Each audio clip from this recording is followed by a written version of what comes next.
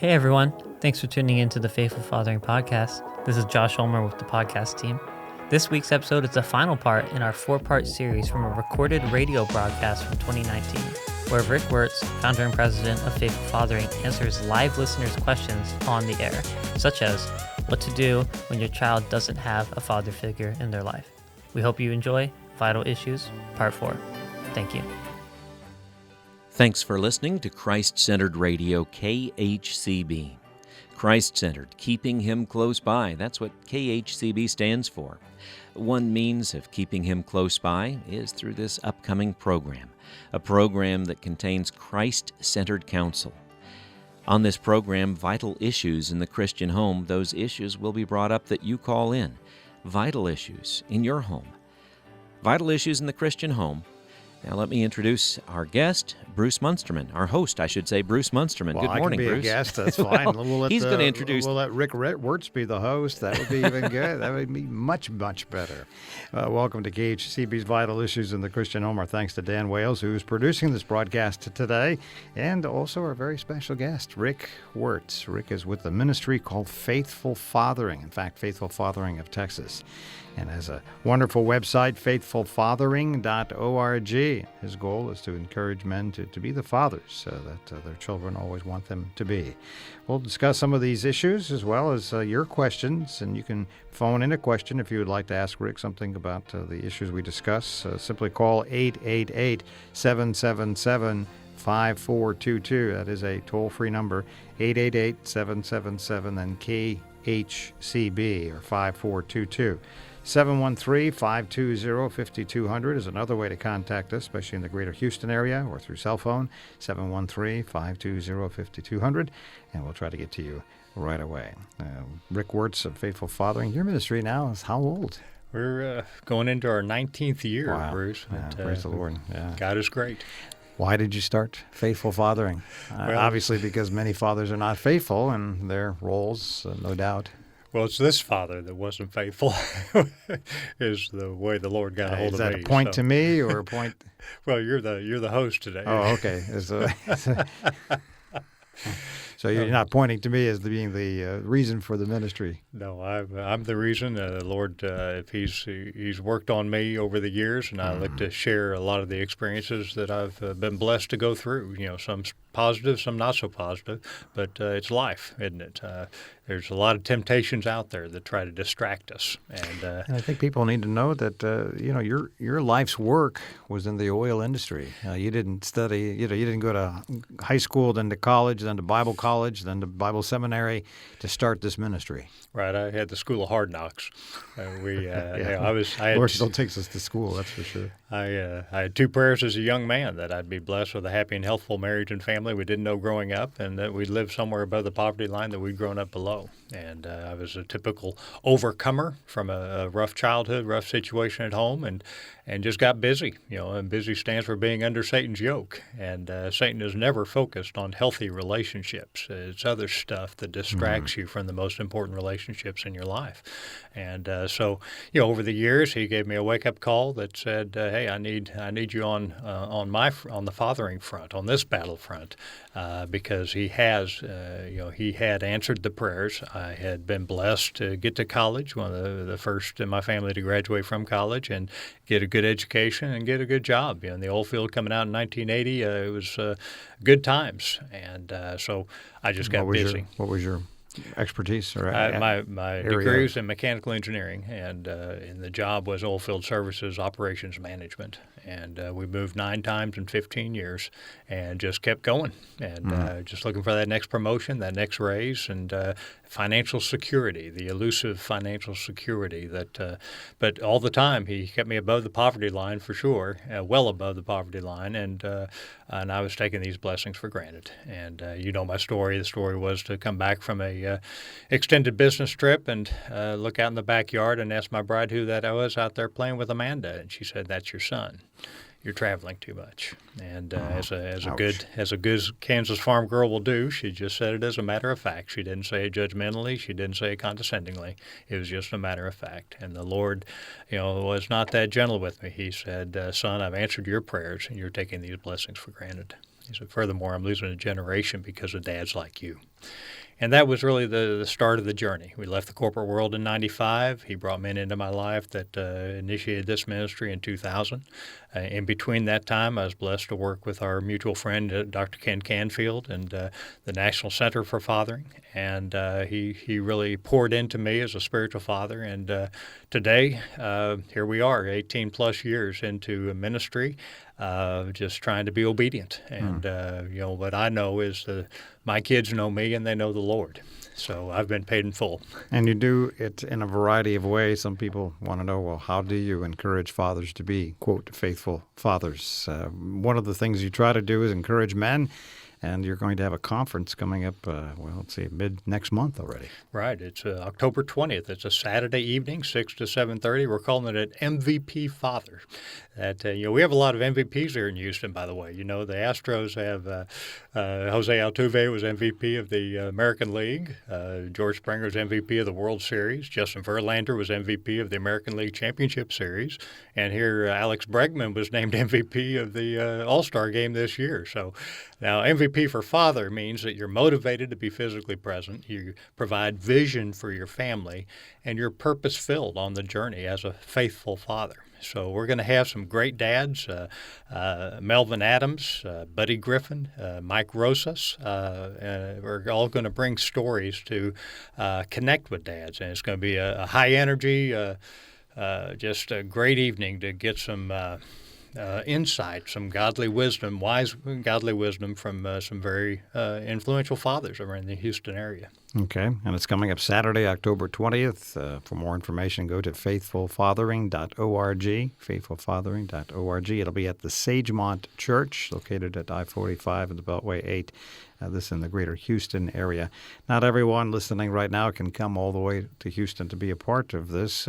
What do you recommend for fathers? I know you have a number of special activities that you try to do with individual churches, and it's not just about your ministry partnering with churches. Many churches can do these things even without you, but you're willing to counsel, willing to help. And Absolutely. Give some ideas. Have truck will travel just like you, But if they go to the website and the What We Do page, there are videos. There's all kinds of, we have a YouTube channel. We have lots of things that people can access.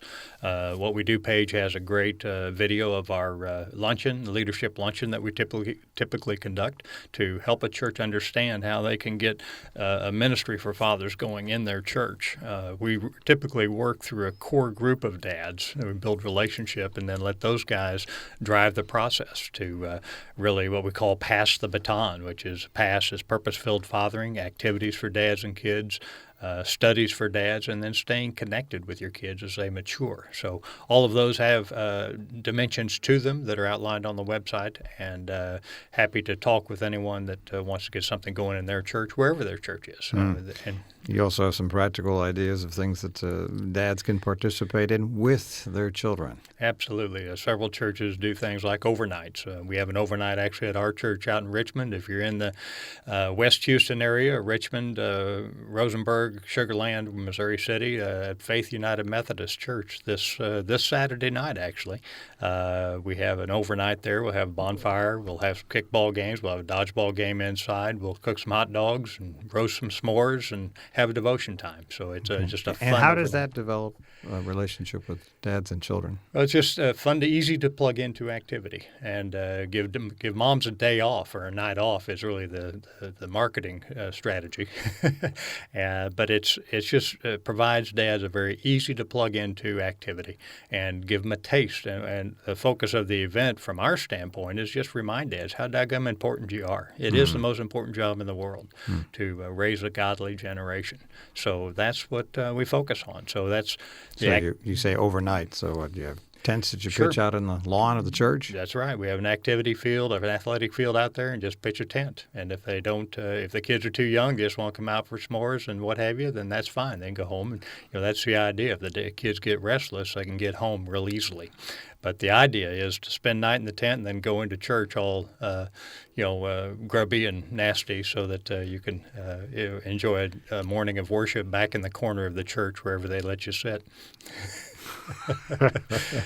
Yeah, that's something that's pretty inexpensive. It's something that any church can participate in, something that you can host at your church. And this idea, of course, being helped with Faith United Methodist Church. Also, I know Sagemont Church is doing this one on October 19th, the weekend. You have other retreats, other gatherings.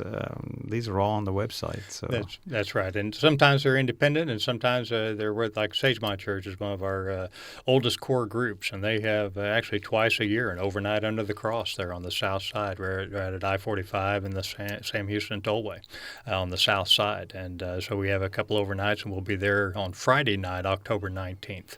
Those are the things that we have going on. And Memorial Church of Christ has a fabulous Father-Daughter weekend scheduled for the end of October.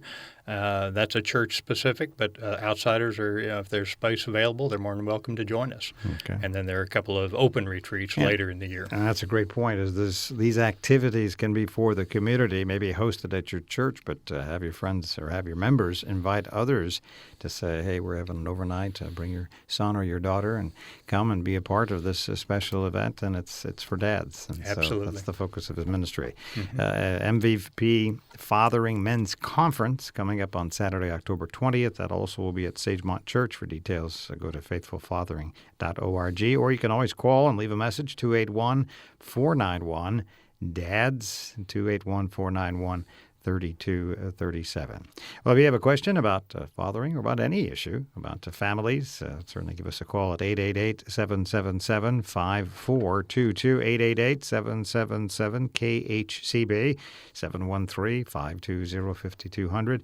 That's for cell phones and for local Houstonians, if you want to call that number. Otherwise, the toll-free number available across Texas, Oklahoma, Louisiana, Arkansas, or even into Florida. Well, Dan Wales has a question already called into us, so let's go to Dan for our first question for today. Yes, our first question deals not with a father-child relationship, but actually with a mother-child relationship. We have a mother who says that she is very much estranged from her son and daughter-in-law, and it's because of the daughter-in-law's actions. She says the daughter-in-law has destroyed the close mother-son relationship she used to have. As a matter of fact, it began with a little disagreement at the wedding rehearsal dinner that blew up and became a much bigger deal.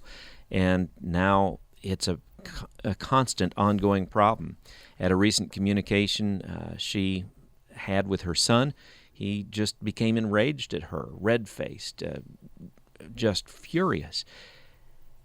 The daughter-in-law says, "You are evil," and has estranged her not only from her son, but even has talked against her in other family relationships. And this caller says she's now estranged from her brother, her sister, her niece and nephew, her uncle, all because of this daughter-in-law. She's wondering what is appropriate to do, what she can do, because she doesn't see this relationship readily mending or being repaired. Well, that's a tough situation. I think, Bruce, I always get asked, what's the toughest phase of fathering or of parenting, and they expect you to always say, "Oh, those teenage years were a disaster." They were, personally, terrible twos. And I've actually found the teenage years to be some of the most fascinating. But I've finally just come to the conclusion it's just wherever you're at. I think the letting go phase is one of the toughest phases, particularly when kids start to go out on their own, they get beyond college, and particularly as they marry, to let go. We draw the analogy. Our ministry message is to pass the baton well to the next generation, and the analogy, of course, is the relay race. There's nothing worse to hear on the track than the dropping of a baton. But as you're running, you have a 20-meter window to pass that baton to your runner.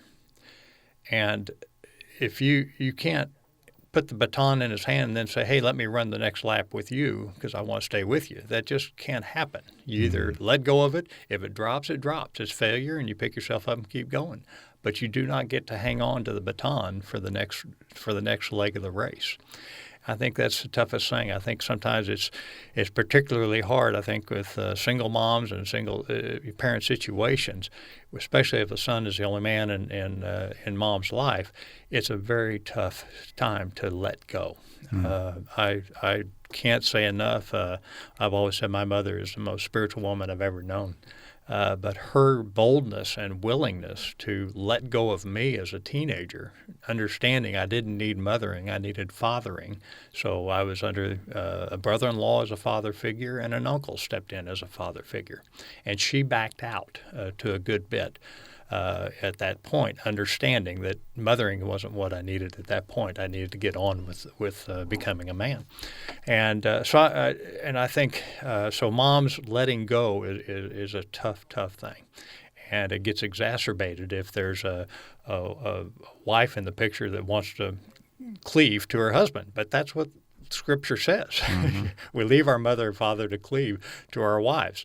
And so to understand how we're to let that relationship mature as dad or mom when our kids get married is a tough journey. And I encourage this mom to really find some other moms to counsel with, to discuss, that are in a similar stage of life or maybe even later stage of life that have worked through this journey of letting go of a son to be in his marriage. And I think what she'll find is that as she does, and she'll learn how to love her daughter-in-law in spite of whatever her daughter-in-law is doing. It's not what her daughter-in-law is doing, it's how she's responding to what her daughter-in-law is doing. And the reason I say that is that we don't get to change our daughter-in-law or our son-in-law. We can only change ourselves. So in trying to change somebody else, it just is going to exacerbate the situation. Or to try to blame someone else, even if the blame is appropriate, doesn't get you where you want to go. So my encouragement here is, number one, always is to pray about that the Lord would reveal to you whatever this wedge is, and have no doubt about it that evil is all about distracting, destroying, and discouraging you in relationship. Jesus the Christ, of course, is all about unconditional love and godly relationship.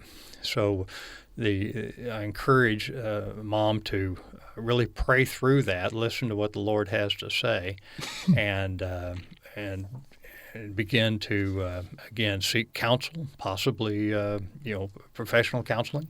But I would always start with other godly women, and just be very cognizant not to allow it to a discussion to degrade into a bashing session. We need to stay on top of this and keep God in the middle of this relationship. We all have a dream of what we think will be like at the next stage, where some sort of as they grow, maybe in high school, you'll be, thought of this way, and then when they go to college, you're thought of this way, and then, of course, when they leave, you want to be the perfect father-in-law or the mother-in-law or the perfect grandparent or whatever in the next stage. And when it doesn't, when your dream is somewhat challenged and it's not going the way that you had hoped or wanted, it's a difficult thing to figure out if I did anything wrong or what is going wrong. And I don't know where you turn. Yeah, and it doesn't do us any good to look back either. I mean, we can't. We can look back and learn, but to dwell on the past or to continue to try to live in unrealistic expectations. I mean, the Lord has us exactly where He wants us. It's through our circumstances and through our current relationships that we have an opportunity to glorify Him, or to glorify something else. So my encouragement here is to really focus on how we can glorify the Father on this journey. In spite of not being what I had wanted it to be? In spite of it, because the prayer right now should be for this marriage. Today's marriages are under attack. They don't need to have a conflict with an in-law. That's we have to lift up marriage to be glorified as the closest thing to our relationship with Christ on this earth. So mom needs to recognize that this marriage is the closest thing that her son or her daughter-in-law are going to have in their relationship with Christ on this earth. So we need to be praying for that. And as that matures, I'm sure the relationship with in-laws will mature as well. Okay, and pray. I hate to use the phrase, but pray for patience, because and hurry up for that patience. Yeah, right. Yeah, and then pray that it'll hurry up and come. But that's the difficulty, is because it doesn't seem to come when we want it or hope that it will come. And boy, the fulfilled dreams. I think of the very first family back in Joseph and Mary. The dream of Mary certainly was a special thing, but it wasn't the way she had planned or thought. She was engaged, and all of a sudden she finds out she's with child. And a lot of expectations and a lot of things that were dashed, and yet somehow she was able to wait upon the Lord. Well, and Joseph as well, right? Sure. What did Joseph want to do? Yeah, put her away. That's right. The custom and the culture was to put her away. And he loved her unconditionally because of what the Lord had put on his heart. And I think the Lord will put on this mother's heart how she's to respond. And she may not get to see it in this relationship, but how she responds and how she moves forward is her legacy with her grandchildren as well. So that's my encouragement to her, is to stay positive, stay loving, and find that counsel with another group of women or professional counseling.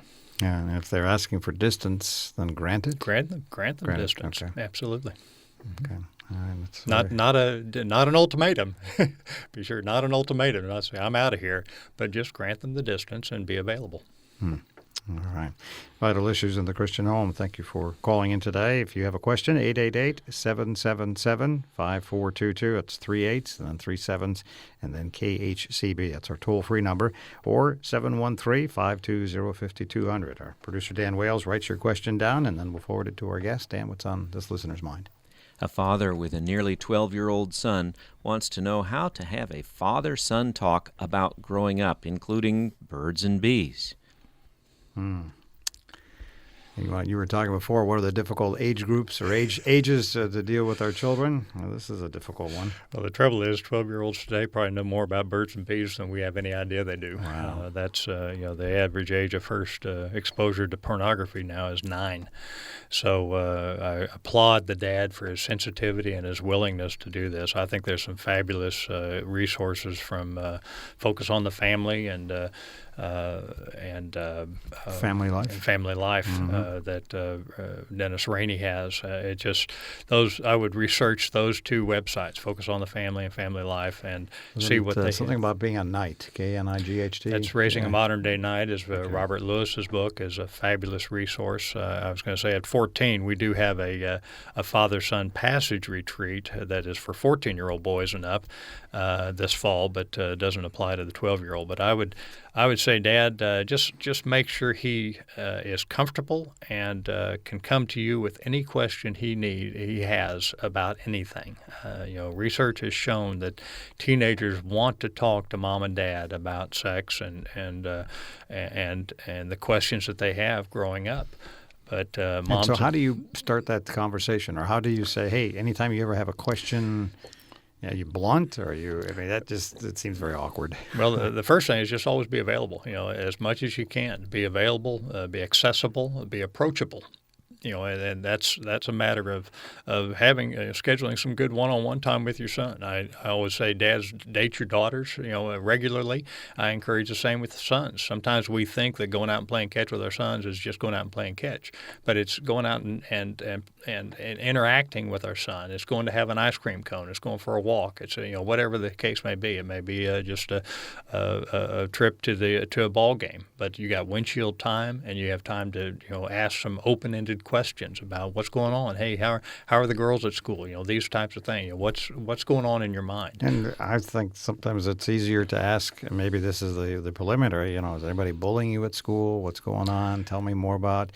It shows that you're approachable about hopefully any subject. Absolutely, and that's the approachability is the key. And one of the toughest things for me as a dad was when my daughter, I played tennis because I couldn't find 9 other guys near as intense as I was to play baseball with. So, I have these eyes and some intensity that goes with it. It's just my management style and what have you that I honed over the years as part of my defense mechanism, right? Well, it was a skill you developed. You went to college on that skill. Yeah, skill is a generous word for it. But one university thought it was good enough. But my daughter actually told my bride that I intimidated her and didn't see me as approachable. And boy, that's a shot to the soft underbelly to suggest that your daughter doesn't see you as approachable to talk about something. And so I had some work to do, and my bride was there to help me to say, make sure you don't put off that aura of intimidation. And so for this dad, I'd say it may be an intentional weekend away with the program that Family Life might offer, but then it's not just a one-off deal. That's the big change from when you and I were growing up, Bruce, and to today. Is there's not the talk isn't the way it is these days. It has to be a continuous dialogue because there are things coming at these kids that we can't even comprehend. So I would encourage him to, again, surround himself with similar age dads, that have similar age kids, as well as an older dad that's been through this. And seek that counsel and seek that fellowship so that you can have somebody else to bounce ideas off of as well. Certainly he can call our office as well. I can put him on to more resources if he wants to give us a ring at 281-491-3237. But I applaud his sensitivity right now. Just recognizing it is a huge step in the right direction. And your son is blessed that you want to be there for him, because that's all the difference in the world right there. Okay. Family Life's book is called Raising a Modern Day Knight. That's Robert Lewis's book. That's It's Robert Raising a Department. Modern Day Knight. All That's right. Robert Lewis's book. Okay. I don't recall the name of the program with Dennis Rainey, but again, Family Life. I think it's familylife.org, and/or Focus on the Family is another resource that you can look at. Puberty. There's discussion questions or things that you can kind of prime the pump. Is that? I think at one point these are dated. They used to have cassette tapes that had specific discussions. I'm sure they're MP3s or CDs or something. Yeah, maybe even DVDs. I'm sure they're podcasts today. But good point. Yeah. All right, so those are some of the helpful resources that might allow you. And again, this is Dad, if you have this issue in your church, ask other dads. Maybe this is something that all the dads can get together and actually have a little gathering themselves with the sons and bring in a special speaker or something. Well, that's exactly why we work with churches to establish core groups of dads, because you get a cross-section of the demographics of dads in a core group working together, then they're sensitive to these types of things. Memorial Church of Christ just put on a fabulous forum for parents that address bullying, drugs, pornography, and it just tried to open up the dialogue, and is because of their sensitivity to what is happening on the fathering front. So that's where we really work as a ministry. We work to come beside the church to encourage some dads to not only get to know each other and help each other on the journey, but to begin to see what the church is doing well on the fathering front and what isn't happening on the fathering front, and to supplement and complement the body of Christ.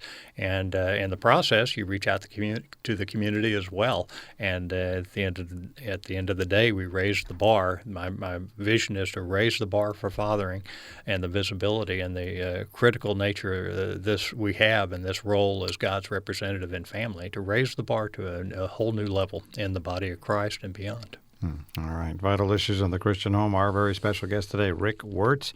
Rick is with Faithful Fathering Ministry. It's here in Texas, but it goes across the nation. FaithfulFathering.org is his website. So no matter where you're listening right now, you can get some information. FaithfulFathering.org. These are issues that are international as we raise the next generation. And Rick wants to keep that focus on the Word of God and the Lord Jesus Christ. We need to pause for station identification, and we'll be right back. And welcome back to a program we simply call Vital Issues in the Christian Home. We don't know what those are in your family, but we know we all have them. And so this hour-long broadcast has a chance to bring a friend in, a Christian counselor. Our guest today is with a ministry that deals with children, especially fathers and children and their relationships, and encouraging dads to be the father that Scripture calls us to be. If you would like more information about the ministry, go to faithfulfathering.org. If you'd like to ask a question in our next 30 minutes, you can call us at 888-777-5422. It's a toll-free number, 888-777, then KHCB. Or if you're on a cell phone, just dial directly 713-520-5200. It's a Houston number. You can also call that if you're in the greater Houston area, 713-520-5200. We're taking your questions through our producer, Dan Wales, who's writing them down and passing them on to us. Dan? We have a caller who says that she and her husband have been married for 15 years. Both of them were previously married. They do have marital intimacy, but she says she is not at all satisfied by her husband, and it's getting to the point she does not even want him to touch her. She doesn't welcome his advances at all. They do love each other, but there is this agitation in the relationship that surrounds the sexual connection. And so while she honors the commitment and is not looking for divorce or anything like that, she is wondering how to move forward, what they can do to strengthen their relationship.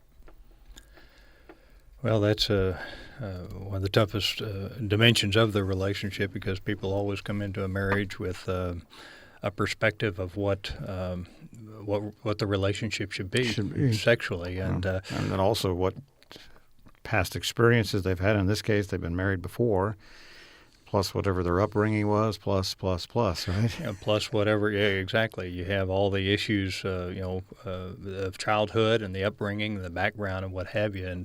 And usually, I think in marriage, I always tell folks to, one of the most important things we do as a couple is to review some of this background. And that is, we look back and identify the good, the bad, and the ugly that we both come into the marriage with. The good might be a healthy family at home, church attendance, some faith grounding, or what have you. The bad might be none of that was there.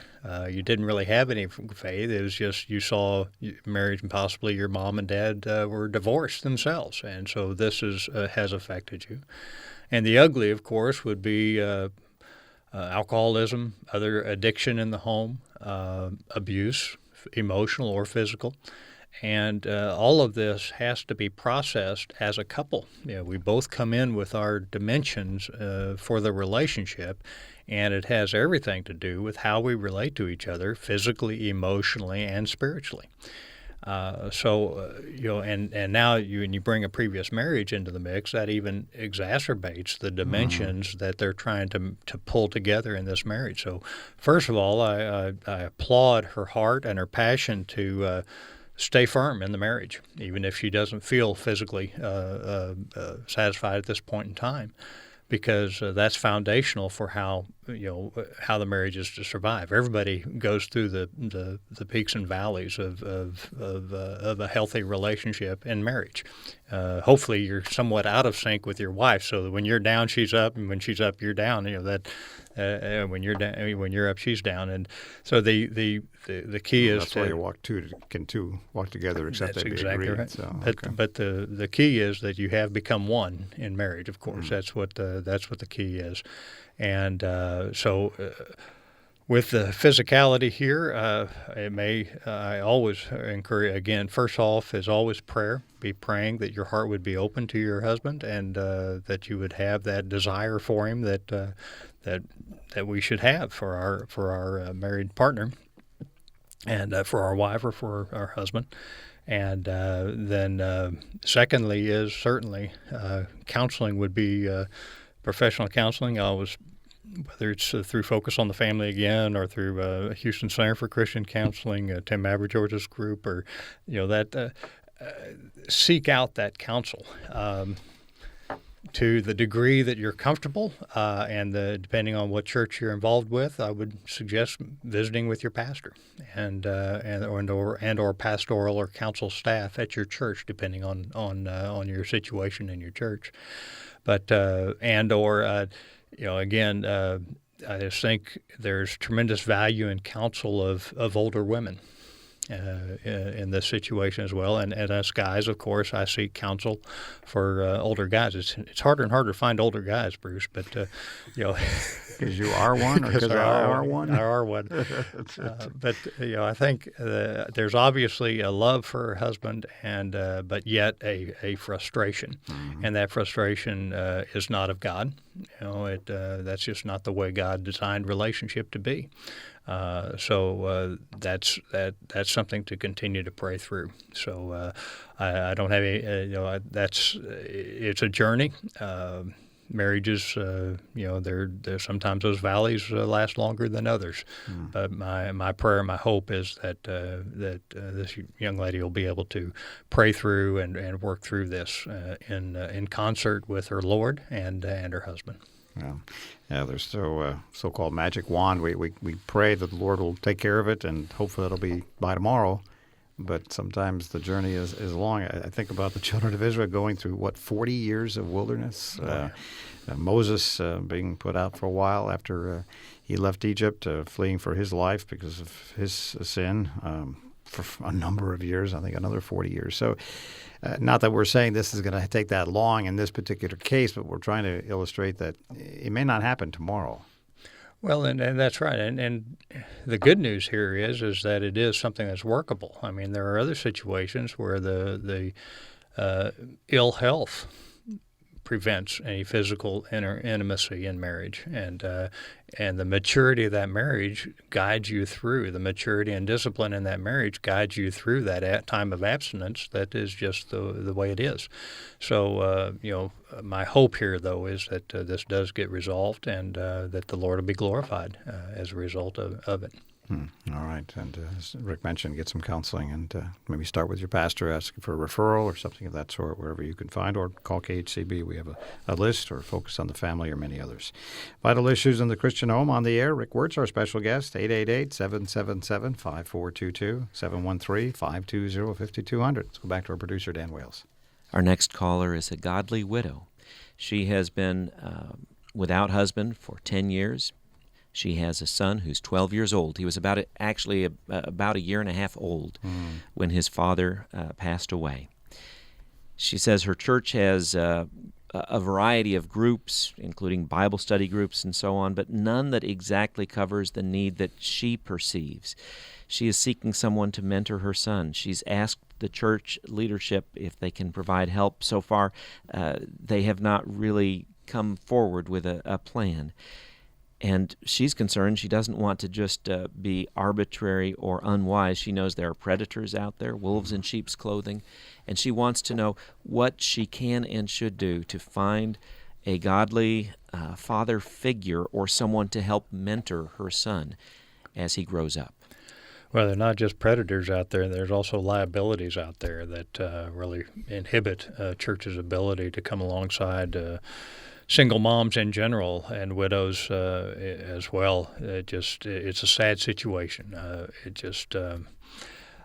My encouragement, a couple things. I don't know if she's in the Houston area or not, but she is welcome to bring her son to Sagemont Church on October 19th, just as an evening out, and meet some great other dads and kids. If she's in the Houston area, that's something that could work. She can call our office. I would like to know, again, if she's in the Houston area, what church she's a part of. And please feel free to call our office or email me at, you can call our office at 281-491-3237 or email at rick@faithfulfathering.org. And we'll try to help in any way we can. I know that, like I said, the first option is always to call on an uncle or a brother-in-law. Someone in the family would be the best fit to be a mentor. That was a blessing in my life. My brother-in-law was close. My uncle was many states away, but I was able to spend some summers with him. That would be the first choice. The second is a dear friend, hopefully, that you could completely trust. We've had friends bring young men on these overnights on church sites, or even bring them on a retreat. Had an uncle bring a nephew on a camping trip just a while back. So there are other opportunities there to engage a family member. But I can respect the fact that if you want a godly godly man in your son's life, and there isn't a family member close, then certainly the church is the right place to turn. Another is scouting programs or other opportunities for father figures to be involved there. So, but again, I'm happy to help in any way I can. But understand it isn't just predators, and it isn't just there are liability issues out there that really inhibit a church. Yeah. Inhibit a church to be able to do what they want to do. All right. Then you're saying that if you call, maybe you could counsel the church, or maybe you can give them some ideas, or help Right. if they're interested, or if they feel that they have some freedom. As that. So, as a mom, what do I need to do to prepare for my son as he's getting near that teenage year? Just a year away. Next year he'll be 13, and there's only so much a mom can do, right? Well, first of all, just focus on being the mom. Okay. Mom don't can't worry be about dad. being the dad. Okay. You just be the best mom you can be, and certainly stay on top of the issues. As I said before, Dad called earlier with a 12-year-old as well, and know that the distractions and the exposure is there. Even if he doesn't have, I always say, don't get a smartphone for a kid until they're 15, 16 years old. Just get a regular phone if they can text you and what have you. But know that he's going to be exposed to that, whether he's in school or on a bus or whatever the case may be. So again, as best you can, create a comfortable environment for him to come with any questions that he may have. But it would be, again, you're absolutely spot on to seek out what that father figure for his life, and maybe multiple father figures. I mean, that's it. And again, in my case, there's been multiple fathers, spiritual fathers, have stepped in at different stages of life. So there might be a fellow that would be right just now, another in a few years, or as he approaches college, or whatever the case may be. All right. Isn't there a natural pulling away from mom coming Sure into the teenage years? Okay. Yeah, that's. And so mom should be ready for that, right? Or be aware of it, not necessarily ready. No one's ready, but that's a great point, Bruce. That's girls tend to seek that relational dimension. They develop that relationship, and they draw closer to mom in those years. Young men are developing an independent nature, so they're tending to pull away from mom. So don't take that personally. That's a very good point. Moms should not take it personally that sons are pulling away a bit, but just that's part of the journey, and be pleased that your son is maturing well. Now, what if you see him not maturing well? It's a matter of time. I mean, it's just Okay. as long as not maturing well isn't because you're cuddling him. You have to stop cuddling at some point in time. But like I said, moms just need to be mom and understand that, as you're absolutely spot on, that as they mature, that you need to find that outlet so that they can confide and begin to talk about being a man with another man. Okay. And keep praying. That doesn't mean the Lord can't bring someone into your life or change the heart of your church or give them an idea or something. Sometimes church leadership, we're all too busy and forget about some of the issues. And then the Lord has a way of prompting us to pick up the pace. So. But the Scripture very clearly talks about widows and orphans, Yeah. and we need to do a better job as the church in general. I mean, I'm convicted as well as we are all the church. Exactly. As you mentioned that she could come to the October 19th event. Right. As a mother, would I be the only mom there? There will be some others. We always open. The evening is open. Typically, the overnight is just dads and kids. But if moms want to come for the evening and stop in, they're more than welcome to enjoy a hot dog. And I wouldn't s'mores. embarrass my son if I come too. I wouldn't think so. Okay. I wouldn't think so. We just have some fun and enjoy the activities there. Okay. And give Rick a call. He certainly can give you some ideas and maybe tell you of other ministries and other opportunities that can be a part of it. And maybe the Lord's encouraging you, because you have the need, that maybe you need to help start something at your church because the church doesn't have if not the wherewithal, the people that are interested. And I know that I've come across some people who had need, couldn't find the church to address it. And so they started something, and the church welcomed them, embraced them, and supported them. But they needed that catalyst, and I don't know if that's what the Lord has for you or not, but that's what you look for, right? Absolutely. That's, the lay leadership is the church, and that's all critical in raising a godly generation. Now, you said several times that you have a core group. What does that mean? A core group is a group of dads that represent the demographic of the church. There'll be a grandpa in there. There'll be a dad in there. There'll be a marketer in there. There'll be a teacher in there. There'll be a coordinator in there. They're just different gifts, unique gifts, but they're all passionate about being the father they're called to be. So they begin to work together to see, again, what can we do in the church to raise the bar for fathering. And so that's what Sagemont's done in coordinating these father-child outings, easy to plug into, fun events. Some will do studies for dads. St. Anthony of Padua up in the Woodlands is running they have close to 70 dads going in small groups doing a study called Dad's Armor. There's Staying Connected or your retreats, your father-son, father-daughter weekend getaways, and then we have some other adventures as well. But it's all about a core group of dads saying, hey, what do we need to do to really raise the bar for fathering in our church? And certainly there is always a sensitivity, not just, we call it an upstream ministry because we're working with dads with kids. Upstream means that we're trying to catch them. There are other ministries that pull the kids out of the water, that are drowning because they don't have a dad in their lives. We try to work with the dads that are pushing kids in the water before they push them in the water, and that they stay engaged and be aware of how critical their role is and prioritize their family. I mean, we just have a 15 to 18-year window. This can be single dads. This can be separated dads. This is absolutely. Okay. But we just have a 15 to 18-year window to have an influence in these kids' lives. We think it's a long time, but it goes by quickly. And we forget all the pressures they have against the family. We just step back and look at society and how non-family focused it is. Well, that's the battle we face. I mean, we are strangers in this world, and sometimes I look at where we can get any stranger than us. But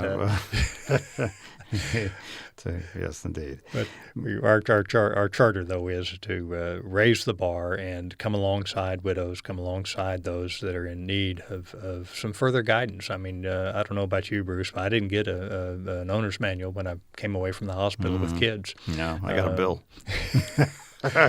But we do have the book. We have the Bible. Yes, and, amen. We can work through that as men and as we grow in our marriage and grow in our opportunities to be an influence and raise a godly generation. Well, kudos to you, Mom. Thanks for calling in, and we appreciate your situation, and certainly ask the Lord to give you grace and insights. And as Rick keeps emphasizing, just be the mom. The Lord will supply the other. He is a father to the fatherless. 18 minutes after the hour, Vital Issues of the Christian Home on the air. Rick Wertz, our guest today. Let me give you his website once again. It's one word, faithfulfathering.org. Faithfulfathering.org. We'll give you the phone number at the end of the broadcast. Right now, Dan Wales has another question for us. Yes, this comes from a mother of a 9-year-old. She says she wants to raise her 9-year-old son with Christian values. Her husband is a Christian, but he is not living close to God at this point. In fact, his life has become more worldly than godly. And so the boy is getting mixed messages. In fact, she's even heard him mocking her when she goes to a time of private prayer. And so she is just wondering how to deal with this, because obviously the father has a role in the boy's life, but it is not one that is uniformly good. So what can she do with this 9-year-old? Well, the first thing to do, of course, is always to pray. I mean, I've said many times the reason I am here is because my mother was praying for me every day through some times where I was not even in contact with her, and I didn't know she was praying. But after and the again, fact, you had a tough upbringing. Right. I left home when I was about 13, and but our home was a violent alcoholic home, and so it was a tough situation. So did you ever mock your mom when you saw her praying, or did you even know she was praying? I think I just discounted it. I was tuned out. I mean, I was focused on me and what I needed to do, and But as a 9-year-old boy, I mean, I'm drawn to this 1 Corinthians passage. It says, "Therefore, let him who thinks he stands take heed that he does not fall. No temptation has overtaken you, but such as is common to man. And God is faithful, who will not allow you to be tempted beyond what you are able. But with the temptation will provide the way of escape also, so that you will be able to endure it." You know, that's Paul's word to the Corinthians, 1 Corinthians 10:12 through 13. And my encourage, you know, what we're seeing here, Bruce, in the world, and I think we all fight it, is that the temptation is very unique for each of us. The devil knows our playbook, and he comes in and he'll subtly creep in and take over. And a lot of times it's in the attack of our time. You know, our time will be consumed with long hours at the office, time on the internet, time in hobbies and other things, and all that time is taking us away from the vital relationship with Jesus the Christ and with our wives in marriage. And so it's a wake-up call that has to happen, and my encouragement for this mother is to absolutely be fervent in her prayer, you know, mocking or not. Fervent prayer is always the prayer does work, and be praying for your husband as well, to that his heart would be softened and turn to the Lord, and just specifically lift up those concerns you have about him drifting from his faith. Because if he has the foundation, which you suggest he is, he has been to church and he is a Christian, then there is a foundation there to draw back on. But there has to be some loving touches in there through prayer and through your actions and your words to connect with your husband and say, hey, we really are drifting a little bit here. I would encourage, again, counseling from older women in the church, counseling a great group. I always tout Brett and Kelly Hurst, or Home Encouragement. There are other weekend getaways. Focus on your marriage. And too often we get caught up in our kids' activities and what have you, and the marriage starts to rotate around our kids, and that's just not the way it's supposed to be. Our kids are a product of the marriage, so the marriage is the primary relationship. So trying to get away and invest in your marriage to reestablish the communication that's there and reestablish that loving relationship that is a reflection of your relationship with Christ is all about your relationship with your husband. So my encouragement here is that please don't read anything into a 9-year-old or mocking, or they just. I think you're right. He may be just responding in a way that he understands he can respond. Should be no judgment in that effort at all. Just simply love, and so love will push out the fear, and that's what it sounds like. Is you're fearful that your son will drift, and I think only love will push that fear off. And so loving your husband, loving your son, and continuing to wrap them in prayer, fervent prayer, regularly and daily is absolutely paramount. I would not stop praying over your son at bedtime, maybe even after he's asleep. Just go in and put hands-on prayer. I did that often. If I left early in the morning, I put a hands-on prayer on my kids before I left. But those are the things that we can do as parents, and that prayer is honored. But I would encourage a weekend getaway, if at all possible, with your husband, and voice these things and these concerns so that they come out in the right environment, not in a condescending way, but in a just a loving, concern for the reason you're married. Malachi 2:15 says the reason we're married is to raise godly offspring. And so that's our focus, is to make sure that marriage reflects a relationship with Christ that's worth catching, and that's what our kids will catch. Okay. Vital Issues in the Christian Home. Rick Wertz, our guest today on KHCB, faithfulfathering.org. Dan, let's go back to you for another question. Yes, our next caller is a single mom. She has a 14-year-old son. Dad is not in the picture, and the son, frankly, displays anger and hurt because of that. They do attend church, and she is seeking to have him be mentored by a Christian, but is first of all wondering how, again, if you can recap some of that, how to find a godly mentor. And secondly, she is just expressing concern because, she's not working, can't pay for counseling. She knows that her son is doing all right, but less than his best in school. And she has seen him recently gravitating towards some bad friend choices. And that's really a red flag that is causing concern. Well, I tip my cap to every single mom out there. That's a heck of a job to take on. And you're absolutely spot on to seek out that mentor. In my case, it wasn't necessarily a godly man that came beside me, but it was a man, and that was still better than no man. and so it may be a brother-in-law or an uncle that aren't necessarily walking with the Lord the way you may want them to be, but it is still an important relationship for the son to nurture with another man. So my encouragement is to seek out hopefully that relative that might be able to come alongside you in some way, and or grandpa or uncle. That type of thing would be ideal. If not, then maybe a brother-in-law or another close friend, maybe a father of a friend of your son's. But never approach him. Approach his wife, and ask if she would, if there's a way they could involve her son in some of their activities. So that would be my encouragement to. And why not the friend? I wouldn't ever suggest a single mom approach a husband of another woman. I'd just say approach the woman and approach the wife, and always, that's. There's a reason Scripture always says that old men aren't supposed to counsel young women. It's older women counsel younger women, older men counsel younger men, and so my point is however she can make that connect would be a blessing to encourage her to connect. But if not, then again, please feel free to call our office if you have a church. If I could be interacted in the interface in that in any way I can, I certainly will.